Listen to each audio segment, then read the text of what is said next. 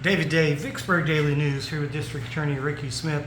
You've had a development in a local case of great interest. We have. Cedrick Hubbard this afternoon entered a guilty plea. I don't know if you recall, Cedrick Hubbard was indicted for the murder of his wife back in November of 2021 on the Riverview Riverwalk Casino property.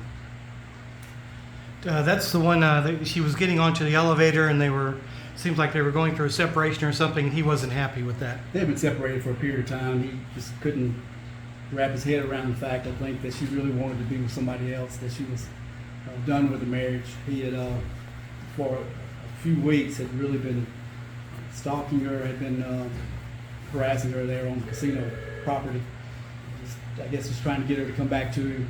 I think she told him multiple times that she wasn't coming back. And then what is today's development? He has pled? He wound up entering a plea. Of course, he was indicted for first-degree murder, which is called deliberate design murder. He did enter a plea today to second-degree murder, which is a lesser form of murder. And he received a maximum sentence on that of 40 years to serve in the Mississippi Department of Corrections. 42 serve on a violent crime, so he'll be in there for. He will be there. No, there's no parole for murder, so he will not be eligible for any type of early release on the crime of murder. So we anticipate he will do all of the 40 years. Very good. And of course, this just moves one more case off the docket, one big case at that. The county and the state will not have to expend any more funds on this case. That's correct. I mean, a case like this, especially a murder case, is costly to the county.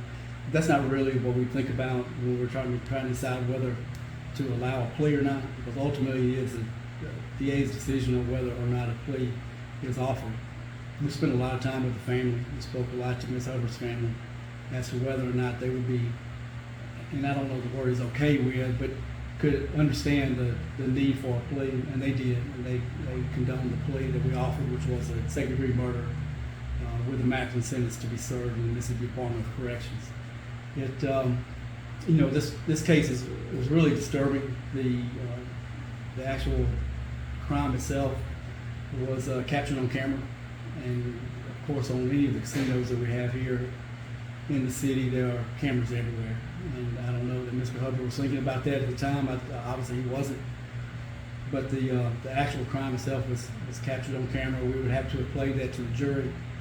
There's some very disturbing testimony about the last seconds of Ms. Hubbard's life that the family would have had to sit and listen to through a trial. And so to save them the anguish of going back through that, to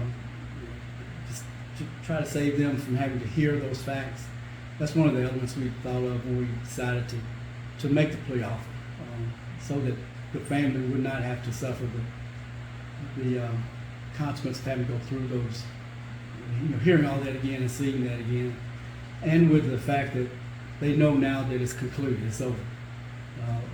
A plea generally is not appealable, and so even if we had gotten a conviction next week at trial, there'd been an appeal that may have taken 2 years or more, but the family still would have had to wait to see if the Supreme Court upheld the trial that we had here.